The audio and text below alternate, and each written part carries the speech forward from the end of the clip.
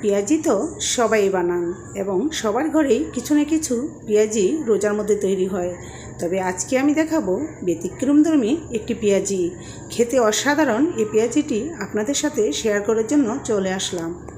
তো এর জন্য কিন্তু আমার লাগছে ডাল আর লাগছে চাউলটাকে আমি সারাদিন অন্তত 4 ঘন্টা ভিজিয়ে রেখেছিলাম।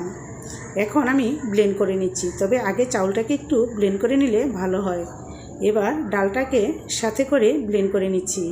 তা আমার ব্লেন্ড করাটা একটু বেশি হয়ে গেছে, আপনারা চেষ্টা করবেন আর একটু কম ব্লেন্ড করতে। এবার এক এক করে আমি এখানে মশলা ব্যবহার করব। তো দিচ্ছি স্বাদমতো লবণ, দিচ্ছি রসুন বাটা, দিচ্ছি আদা বাটা, দিচ্ছি কাঁচামরিচ কুচি। এখানে ঝালটা আপনার ইচ্ছে মতো আপনি ব্যবহার করবেন। দিচ্ছি ধনেপাতা,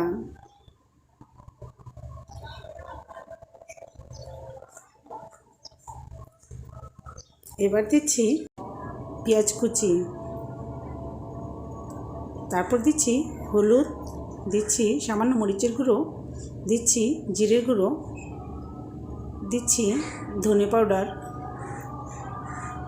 দিচ্ছি গরম মশলার পাউডার, দিচ্ছি সামান্য সোডা, আর এখানে আমি বেকিং সোডা ব্যবহার করেছি, আর দিয়েছি ফুড কালার। এবার ভালো করে মাখিয়ে নিচ্ছি। ফুড কালার আপনি ইচ্ছে করলে স্কিপ করে নিতে পারেন। মাখানো হয়ে গেছে, এবার ভেজে নেওয়ার পালা।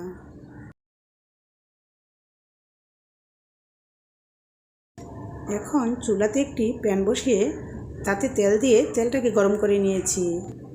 গরম তেলে পেঁয়াজিগুলোকে ভেজে নিচ্ছি।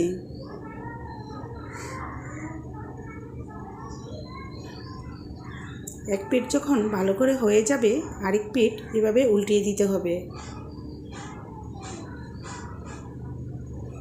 খেতে কিন্তু অসাধারণ আর অনেকক্ষণ মচমচে থাকে। এভাবে যদি পেঁয়াজি তৈরি করেন তাহলে আশা করি আপনার পরিবারের সকলে খুব পছন্দ করবে। যদি ভিডিওটি ভালো লাগে তাহলে অবশ্যই লাইক, কমেন্ট, শেয়ার করবেন। সাবস্ক্রাইব করে পাশে থাকা বেল আইকনটি ক্লিক করে দিবেন, তাহলে আমার ভিডিওর সকল নোটিফিকেশন আপনার কাছে চলে যাবে। সো ভিউয়ার্স, হয়ে গেল আমার পেঁয়াজি।